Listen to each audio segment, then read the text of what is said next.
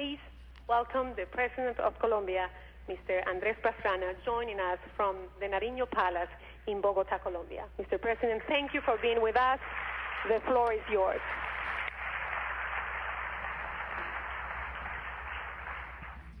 Thank you very much, Angela Patricia. The only thing that Angela Patricia didn't say to you is that when I was an anchorman, I had to fight for the rating against Angela Patricia. So you imagine how difficult it was. Good afternoon. I'm very pleased to be part of this special program today. It was my wish to attend this in person, this important conference, but unfortunately, unexpected events obliged me to remain in Colombia to take personally the necessary measures to restore public peacefulness. One of the most remarkable events in the last 2 decades has been the proliferation of global communications. Today, more people around the world have access to more information, news, and opinion than in any time in history. Communication today is global, instantaneous, and a powerful influence on ideas and how countries, governments, markets, and people from around the world interact with each other. Ground zero for this remarkable trend has been this network and the vision of its founder, Ted Turner. I have had the opportunity to witness this revolution in global communications from 2 different perspectives. First, as a television journalist in Colombia for many years, and today as Colombia's president. In fact, I remember when CNN was just starting. I visited its first headquarters at 1050 Techwood Drive. In the beginning, the idea of a 24-hour-a-day global news network seemed a bit crazy to many people. Certainly, such an endeavor could never possibly succeed.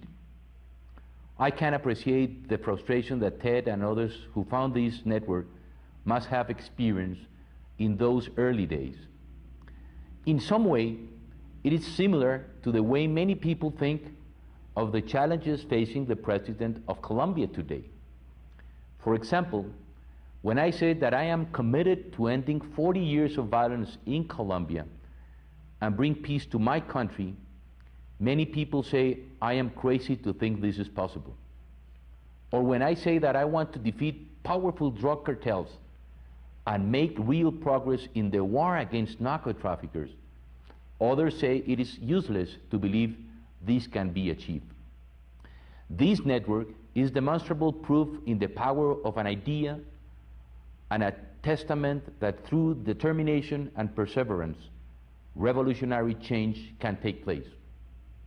Such is the challenge for leaders in business and those of us who serve in public life. It is unfortunate that Colombia's image around the world is often defined by the actions of a small minority of our people. In a nation of 40 million people, those in Colombia who are engaged in violence would not fill to capacity the seats at Turner Field, Atlanta's Babel Stadium. Lost aim the daily headlines and news coverage of Colombia is a nation many in the international community never see or experience. It is a nation of extraordinary beauty, a determined people, notable achievements, and thought challenges. What is also lost in the glare of media attention is the historic truth that Colombia is South America's oldest and most resilient democracy, and that Colombians share this country's long tradition of a free and competitive press and open access to information. Ours is a nation blessed with people of energy, faith, and enterprise. We enjoyed 6 decades of uninterrupted economic growth. A pantheon of Colombians have made a difference in the wider world. Today, some of these individuals include our Nobel laureate Gabriel García Márquez, whose writings have been translated into numerous languages and enjoyed around the world. Fernando Botero, whose sculptures have graced Park Avenue on the Champs-Élysées. Juan Pablo Montoya, winner of the Indianapolis 500. and Shakira, our amazing Spanish rock superstar and Grammy winner. I take some pride too in the accomplishments of Colombian workers and entrepreneurs. 6 out of every 10 fresh cut flowers imported into the United States are grown in Colombia. We are a major world producer and exporter of oil and coal. We manufacture world-class apparel, textiles, jewelry and leather goods. And of course, Colombian coffee is known around the world for its superb quality and taste. To understand modern Colombia, you must look beyond today's daily headlines and see conditions for what they are. You must understand that the violence that is regularly reported in the international media is not the result of a civil war. The insurgents who inflict enormous suffering and kill innocent victims in our country represent less than 1/10 of 1% of Colombia's population and enjoy almost no support, only 3% among the population. Unlike insurgency movements before the end of the Cold War, they have failed to convince Colombians that they provide a legitimate alternative to our tested democracy. The same is true for the other violent actors in Colombia, the narco-traffickers and the so-called paramilitaries. But here again, to understand the persistence of violence in Colombia, you must understand the true nature of the drug business, which is fueling the violence in my country. The business of producing and consuming illegal drugs is today a global industry. It all begins with consumer demand, much of it in rich industrialized countries, that makes such a violent and profitable business possible. While much of the raw material for this business, such as coca leaves, originates in Colombia, nearly every other aspect of the drug business resides in the international community. This includes the precursor chemicals used by traffickers to turn coca leaves into cocaine. It includes the arms and weapons used by traffickers to conduct their business and the illegal profits that they are money laundered through financial institutions around the world. This is why, as president, I have argued many times, in many forums, that the international community must join with Colombians to rid the world of the scourge and violence of illegal narco-trafficking. We Colombians do not have the resources to fight these powerful transnational criminal organizations by ourselves. Winning the war against drug traffickers is a global fight that requires burden sharing among both producing and consuming nations. Defeating this illegal business requires the financial cooperation, knowledge, sharing and support of the entire global community. Over many years, Colombia has demonstrated its commitment to this fight. We have taken on powerful drug cartels and in the process lost some of our best and brightest citizens, political leaders, judges, soldiers, police officers, journalists, and citizens from every walk of life. The cost to our society and economy has been already too high. Resources we need to address to many needs of our population, from education to housing to healthcare, have been instead invested in fighting narco-trafficking. There is no doubt that the best help that we could receive from the international community will be to stop drug consumption. I will assure you that without the immense drug profits, in a very short time, Colombia's violence will disappear. But we have to be practical and understand that Colombia cannot sit and wait while drug-related violence spread through its society. That is why my government in 1998 developed what we call Plan Colombia, which represents a real solution to the phenomenon of drug trafficking and drug-related violence. We are attacking this problem not only with more resources to go after traffickers and destroy their infrastructure, but also by creating stronger state institutions that can provide for a more secure and prosperous country.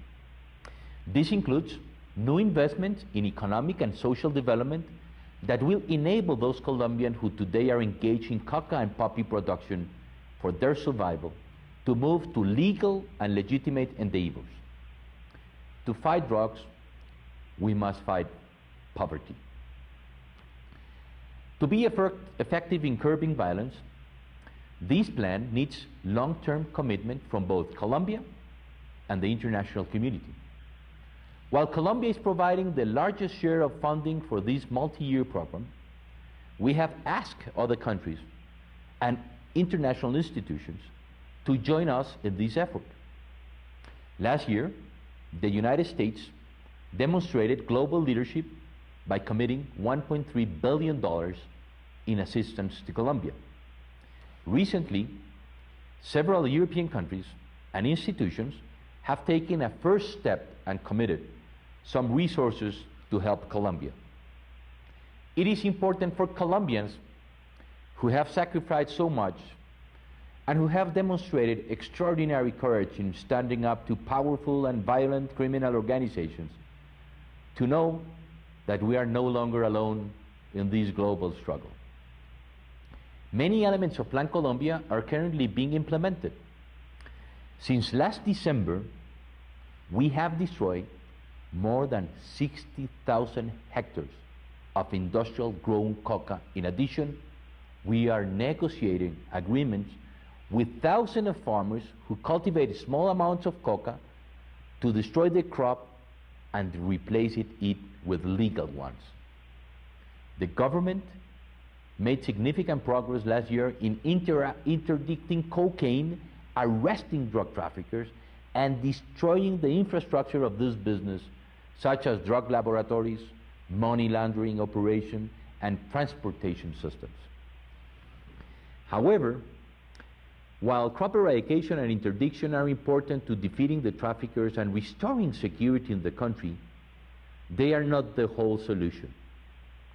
We cannot convince peasant farmers to move from coca cultivation to legitimate crops if we cannot create economic opportunities for them and their families.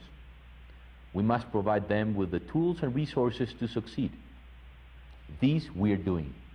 Last week, I had the opportunity to inaugurate several economic and social projects in the Putumayo region of Colombia that are critical to the success of Plan Colombia. Putumayo has historically been geographically and economically isolated from the rest of Colombia. Its isolation is what made it so attractive to drug traffickers. By building roads, highways, schools, health clinics in this region, we are offering its residents a real, practical alternative to growing illegal crops. We are increasing the presence of the government and, by extension, services to the public in a region where it has historically been absent. One of the underreported aspects of the drug business is its impact on Colombia's and the world's environment.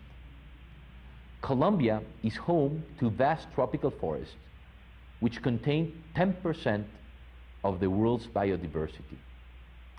These forests cover more than half of our country. Colombia's tropical forests have one of the highest carbon dioxide absorption rates in the world. These make them a particularly valuable environmental resource. They are a natural counterbalance to the greenhouse gas emissions that affect global climate change. Since 1985, narco-traffickers have destroyed more than 1 million hectares of Colombia's tropical forests to grow illegal coca. Traffickers have gone deeper and deeper into Colombia's forests to be able to conduct their business where there is the little presence of the state.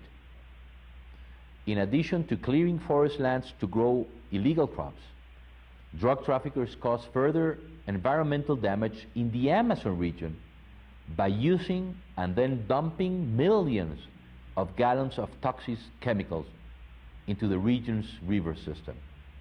These chemicals are necessary for the production of cocaine, and they are smuggled into Colombia from around the world. The environmental consequences of the world's drug trade is serious. Drug producers, and by extension the people who create the demand for these products, drug consumers, are helping to destroy one of the few resources the world has to manage climate control and global warming. But for Colombia, the challenges of globalization means more than combating drug trafficking. Colombia has historically been one of the strongest and most stable economies in Latin America. We did not have a single year of negative economic growth between the 1930s and 1998. We have never experienced the hyperinflation that has been characteristic of many developing countries. We never defaulted on our international debt or our financial obligations.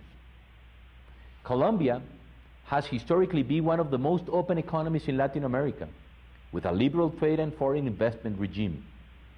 We have attracted significant foreign investment from the United States, Europe, and other regions in our energy and manufacturing sectors. Colombia has been supportive of global and regional trade liberalization efforts. In our own hemisphere, we have negotiated preferential market access agreement with our largest trading partner, the United States, and the free trade agreements with several of our Andean and Latin American neighbors. We are working toward the establishment of the Free Trade Agreement of the Americas, which will create a free trade zone from Alaska to Patagonia. Today, Colombia is recovering from a recession that began in 1998. This recession was the result of macroeconomic imbalances, global investor uncertainty in the wake of the Asian and Russian financial crises, and growing violence within Colombia. To return to economic growth, my administration has enacted a series of economic reforms and restructuring measures. We have reduced government spending and passed new tax measures. We adopted new regulations to encourage foreign investment in the oil, energy, and infrastructure sectors.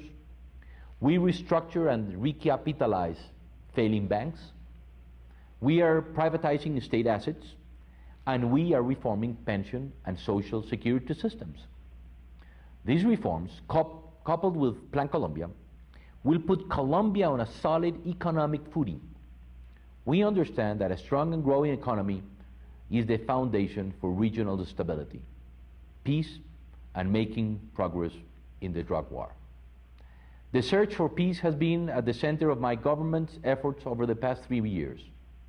For the first time, we have brought the two largest guerrilla organizations in Colombia, the FARC, into the peace table, and will hope to open it with the ELN. As is the case with the peace negotiations elsewhere, there has been both progress and setbacks. We cannot wipe away 4 decades of conflict and violence with an enlightened sweep of the hand. To succeed, these peace negotiations need the support of the international community. We have invited several countries and international institutions to contribute to our efforts, and many have responded. We have also invited them to better understand the complexity of this conflict and the role that drug profits are playing in it. Colombia's conflict is of interest and importance beyond our domestic borders. The international community will benefit from a Colombian and an Andean region that is stable, at peace, and an active participant in the global economy. Today, Colombians are more engaged than ever before in working with others in the international community to confront the problems we face. And because of this engagement, today we are a more hopeful nation, that we can succeed in building a peaceful and prosperous society, defeat narco-traffickers, and contribute to addressing the global challenges of the 21st century. Thank you very much.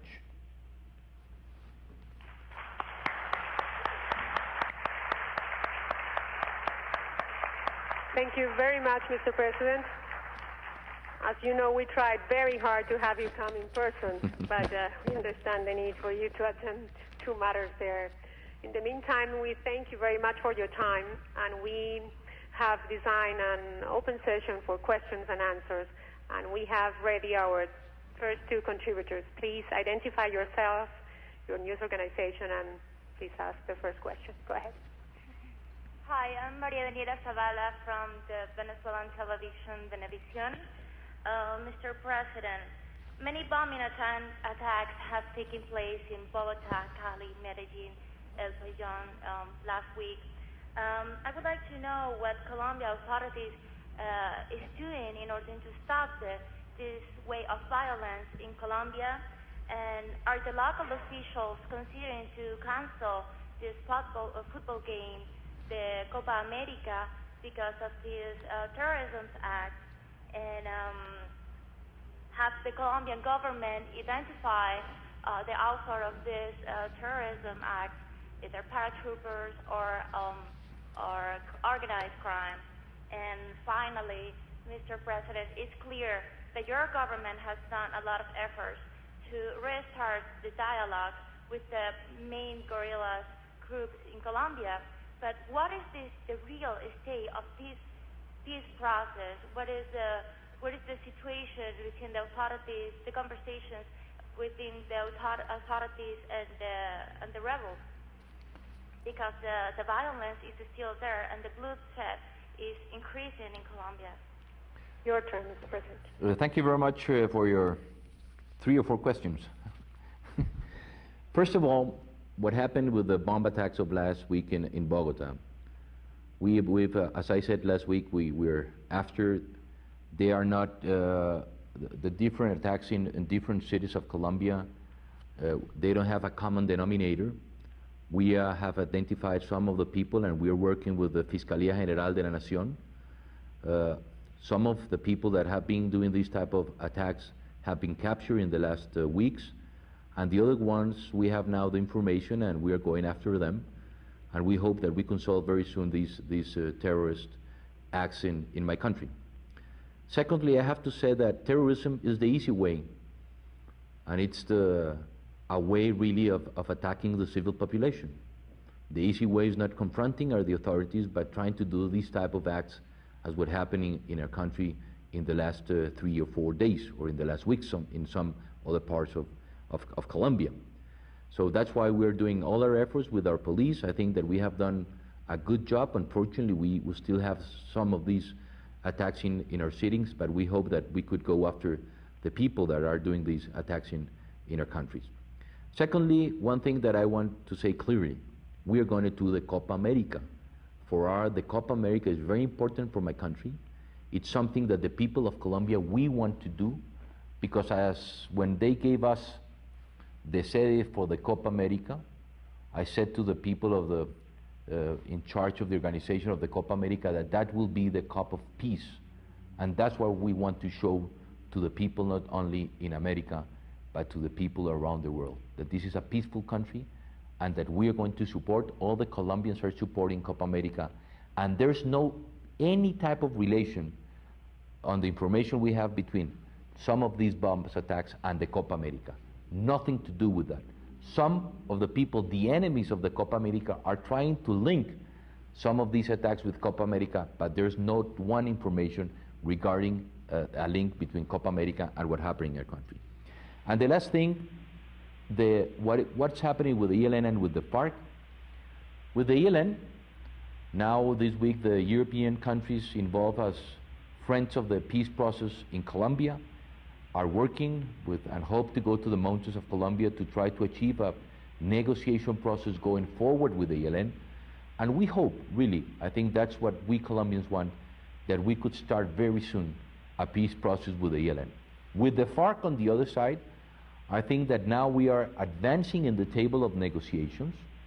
Something is very important is that for the first time, the FARC accepted a commission of 4 people, 2 from the civil society and 2 of the FARC, that are going to give recommendations to the tables on human rights respect, international humanitarian law respect, kidnapping, excluding the civil population of the conflict, in 90 days.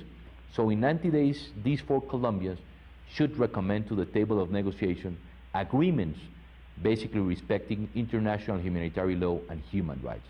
And on the other hand, we are working now with the FARC, and we hope that we could get what we call a humanitarian agreement regarding some of the soldiers that are in this moment in the hands of the FARC and some of the guerrillas that are in the jails in Colombia, so that for the first time we could achieve an agreement on the table of negotiation.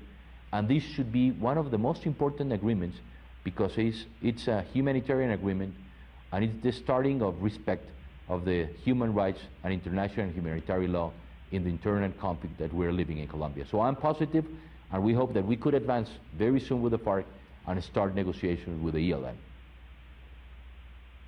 Our next question, Mr. President, comes from the star of CNN World Report program, Mrs.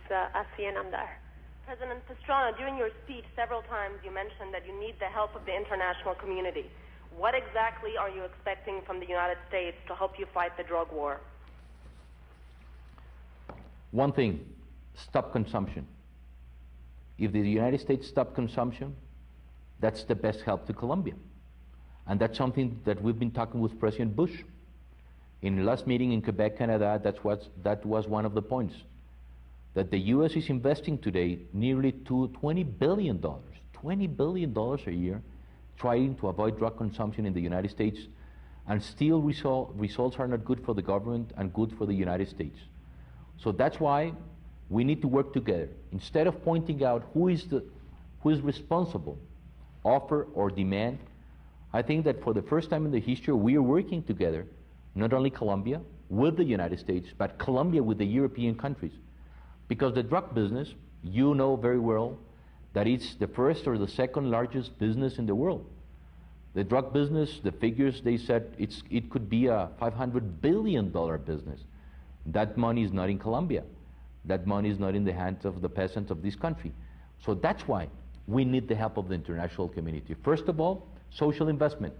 I said, if we want to fight drugs, we need to fight poverty.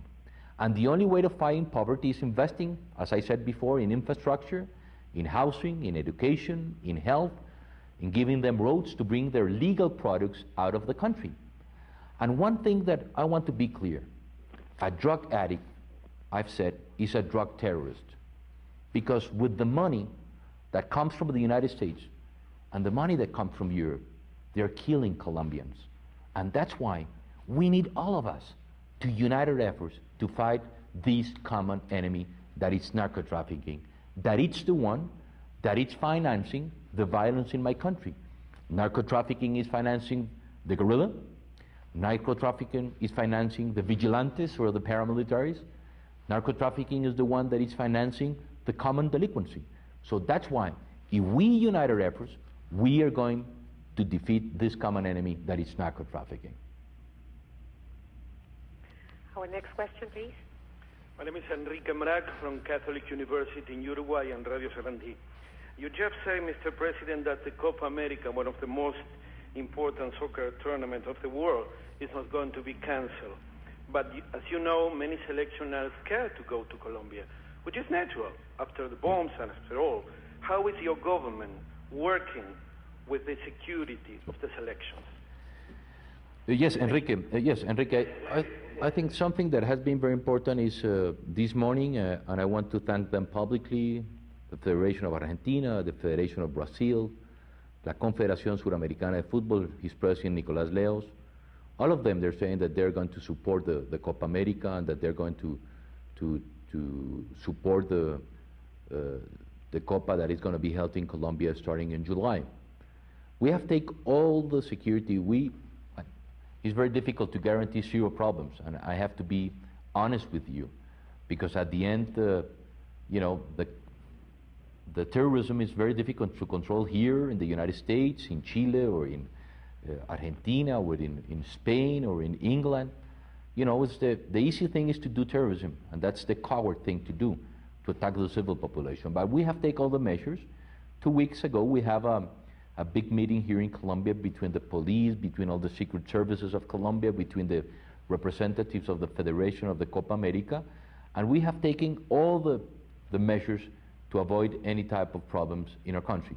So that's why we hope that not only we're getting the support of all the people of Latin America in supporting the Copa America, and we are taking all the measures and we are doing everything that is in our hands to avoid any problem. And I think, as I said before, that this should be the coup of peace, and the 99.9% of Colombia, that we are honest people, honest, hardworking people.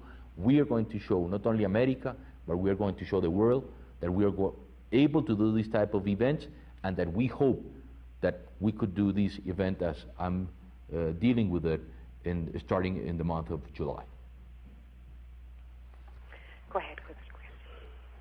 Good afternoon, Mr. President. Melania Kichimbo from Ecuador, Ecuavisa TV channel.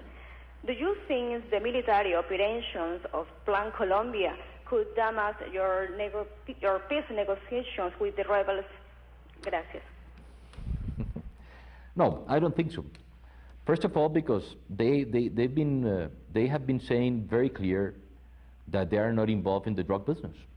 So if they are not involved in the drug business, they don't have anything to fear. What we're doing, because I think you have to be aware, as I said in my speech, that you have to fight drug trafficking on the two ways. On the military aspect, because we're fighting the largest criminal organization in the world, and on the other side, in the social investment. That it's the only way of really getting narco-trafficking eradicated from Colombia. And that's what we're doing. And that's why I put as an example what we did in Putumayo last week. Putumayo produces 60% of the coca of the world. We have eradicated in less than 6 months 30,000 hectares of Putumayo. What are we doing there? We are talking and we are getting agreements with the peasants of this region to eradicate manually the coca and put in their land new licit crops. Now we have signed near 7,000 agreements with them, and we hope to benefit almost 25,000 peasants of this region with legal crops. But on the other hand, we need to invest in roads, in highways, in bridges, in hospitals, in health, also to bring them to very close to the state. Many of these regions in which we have coca today, and not only in Colombia, if you go to Peru, you go to Ecuador, if you go to Bolivia, many of the regions in which coca crop is cultivated are regions that are far away and without any presence of the states. So one of the things that we're doing is really bringing them very close to us, giving them, because that's also a responsibility, investment, basically social investment, to avoid them to go into the illicit crop. And I think that's going to be a very good experiment. Now Bolivia have done it in Bolivia with very good results, in some parts of Peru, and now we're doing in Colombia in a different way, because every case is different, and we hope that we could eradicate from the Putumayo the coca and from the rest of the country. María, you're next. Buenas tardes, señor Pastrana. Ana María, CNN en español. Do you think the U.S. involvement in the Plan Colombia is going to have a negative impact in your region? And my other question is, some people in your country accuse you of being or making too many concessions with the FARC after the 2 million that you have in recent months, and that you get too little in return. What do you think about that? Well, that's true. Until the moment I have get too little in return. Sometimes people are expecting very much for the peace process. And I think that we have advanced a lot, even that people still don't see many results. I think that we have advanced a lot in the last 3 years. And let me explain. For the first time in 40 years, we have a peace process with the FARC. Secondly, we have an agenda with the FARC. Third, we have countries, friends of the process, working in the peace process with the FARC. Fourth, they accepted the presence of this humanitarian commission to recommend to the table. I think is very important. Fifth, I think that we are going to advance very soon in a humanitarian agreement with the FARC that, as I said before, is going to be the first step in respect of human rights. And at the end, I think that we should advance very quickly, and we're going to advance in the next months from the 12 points in the agenda. I think that we're going to achieve agreements, and that's what I hope we could achieve, because that's the only way of really leaving a real strong peace process going forward. Secondly, that's why I've said the presence of the international community is very important. The support of the international community. For the first time, also the FARC have accepted members of the international community being in the table of negotiation. And I think this is a very important point. Many times the world is expecting too much from Colombia. And sometimes I compare what happened in Colombia with different processes. For example, you remember, Ana Maria, what happened in the Vietnam War. It took 1 year to define the geographical size of the table in which Vietnam and the United States were going to be sitting for the table of negotiation. In that year, most of Americans died in that war. It's amazing only that 1 year to figure the geometrical size of the table. Secondly, what happened in Ireland? They have been for many, many years dealing also with these problems, still they have problems. And I don't want to mean what happened in, or what is happening in the Middle East, or what happened in Guatemala and Salvador. I think that we still have problems, but I think that we have advanced a lot in these last 3 years.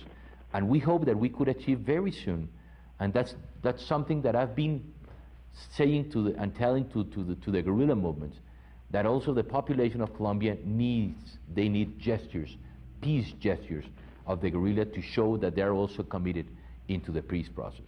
Secondly, I think what happened with the regional, you were asking also if this could split to other regions or to the borders of Colombia.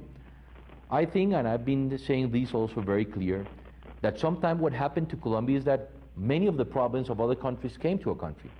For example, only to give you one example, Colombia never produces or cultivated coca. The coca was not in the culture of our Indians. The coca was not in the culture of our ancestors, different as in Peru or Bolivia. And the exit of and the good success of the plants eradicating coca in Peru and Bolivia brought this coca to my country. And that's why we are producing and we are having this illicit crop. And that's also why we are talking with our friends in our borders to develop, and I think the best way to develop is social programs in the borders of Colombia with the other countries. Because what was happening and what is happening right now, as I said before, is that many of these coca cultivations are located in the forest areas of my country. And the same thing happens sometimes in the borders, that they are located very far away from the capital with no presence of the state. So my proposals to the presidents of the borders, the country borders of Colombia, is why don't we develop social investment in those areas in which we have coca, so that we could develop alternative projects for the peasants of the region. And I think that's the only way really of getting rid of this problem also in our borders. But I don't think Colombia and fighting drug trafficking could split to other regions. The easiest thing for us was to stay quiet, not doing anything, and in that case, I think that would split very quickly into other regions. What we're doing is fighting drug traffickers, and on the other side, investing in social investment to avoid a split to other sides of my country. Mr. President, wanting to ask you questions, so I'm going to please ask them to ask short questions, and so you please make short answers. Okay. Go ahead, please. Mika Mäkeläinen, Finnish television from Finland. You already referred to other countries. Now, Peru has been far more successful in eradicating coca cultivation than Colombia. Is there something specific in the Peruvian experience that Colombia could learn from? Oh yes. Oh yes. There's a lot of experience from Colombia and from Peru. Every case is different. Because if you could see what happened in Bolivia or in Peru, you know, the drug traffickers were not supported by the guerrillas. And they were not getting resources, the guerrillas were not getting resources from drug traffickers. And that's why it's a different case in Colombia.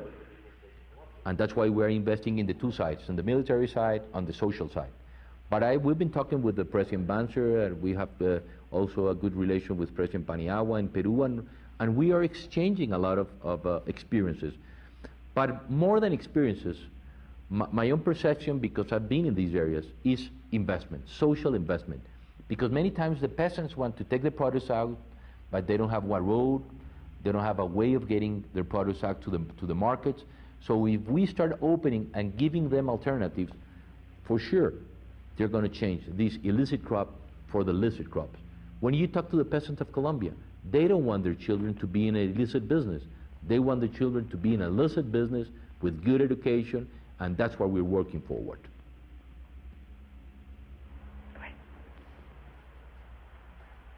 Mr. President, my name is Serem Djerji. I come from Radio Television of Kosovo. I have two short questions. One is, which are the conditions that your government is offering for the peace talks and negotiations, and where is the limit that your government can go? And the second is, you mentioned earlier tropical forests and the plantations there that your government doesn't have a presence. What your government is doing right now to have a presence there and to get rid of those plantations? Thank you. Yes, George, two things. What we agreed to start the peace process with the FARC, it's in a 12-point agenda. You could see there economic reforms, political reforms, social reforms, agrarian or land reforms. So we have a 12-point agenda with the FARC. And I think that, as I said before, what we need to do now is to start getting agreements on those 12 points of the agenda that will keep the process going forward. Only to give you a quick quit about my government, I will finish my government the 7th of August of next year, and I cannot be reelected. So that's why I think it's very important for this peace process to go forward, marching forward, and getting some results before I leave the presidency of this country, because it's the only way of what we need really to give this country a real solution for more than 40 years of internal violence. So the only thing in which we should concentrate now, and I think we should get agreements now, is on the 12 points agenda. Secondly, I was pointing out what happened to the damage done by the environment to drugs also, to also open the minds of the international community in the help. We need help in this process. And that's why we are asking the international community through Plan Colombia, as was happening in Europe some weeks ago, getting resources to be invested, for example, in reforestation. That's an alternative development. And it's a good business for the peasants of Colombia. If we reforestate these areas of Colombia, it's very important for us, but also it's very important for the world. And on the other hand, controlling really how the drug traffickers are going forward and try to open new land to bring their products. So that's what we're trying to control, coming now from the rainforest to the inner cities, avoiding them going from the inner cities to the rainforest. And that's also one way of helping avoid the damage that are doing to the environment. But we need the help, because we don't have the money. Colombia is a very poor country.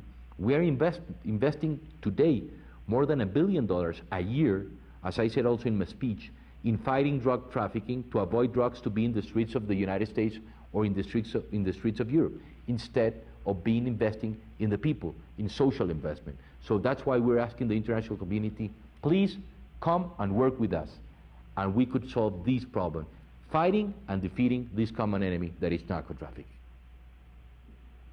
President Pastrana, before we go ahead with our next question, we only have time for 2 more questions. We want to make you aware that President Jimmy Carter has been sitting here among the audience since the beginning of your speech. So for you to know that he's listening. Our next question, please. Curtis Williams from Trinidad and Tobago Television. Mr. President, you talked about passing legislation to encourage investment in the energy sector. Do you think that is likely to work, unless, bearing in mind that you still have to deal with your security problems? At the moment, crude prices are high, and yet no investment in your energy sector. Do you think legislation will make a difference? Yes, first of all, I want to say good afternoon, Mr. President Carter.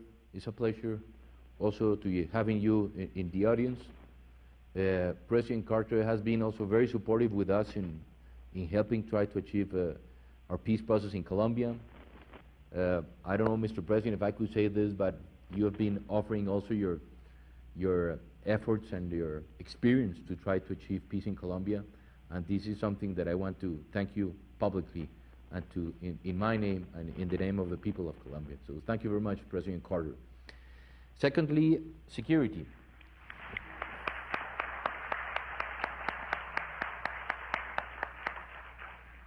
Security is very important for us.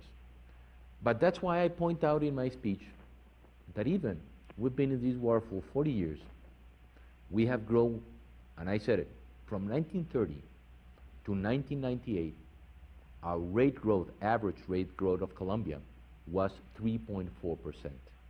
Even we have internal problems in the last 40 years. We never failed to pay our foreign debt. It was the only country in what it was called the lost decade of Latin America who grew. We always been paying our foreign debt, and we have the support of the financial institutions around the world, even that we had in the last 40 years problems. Now it's difficult, and sometimes you have to think that now we're globalized, that people are also looking for security. But I think Colombia is a good country in which you could invest, and that is why even in the last years, we have had good, not as much as we want, but we have good foreign investment in our country. We changed, for example, our oil policy, oil laws regarding investment in our country, and we hope that now we could get more investment in the oil sector, and I think that's going to be very important for us. Secondly, investing in telecommunications, in the coal business, also we have good investment, foreign investment, and I think that we have achieved many of these goals in which we were committed in my government. But as you said, for us it's very important to achieve peace and security in my country. This war in Colombia, I think that could cost, some of the figures that we have in the government is that violence in Colombia costs between 3 to 4 points of growth of my country and growth of my economy. So that's why we could achieve peace. The average rate or the rate in which we could grow in the next years would be between 6 to 8%. And that's something that is very important for us. And that's why we are committed in getting a peace process going forward and getting security for our country. And that will be the way of getting more foreign investment in Colombia. Thank you very much, Mr. President. Unfortunately, I was told we ran out of time. Thank you, our contributors, for your participation. Thank you again, Mr. President. I hope that now our audience has a better understanding of the challenges and the reality facing Colombia. And we were so glad to have you there, that you could join us. Thank you for addressing the CNN World Report. Thank you very much.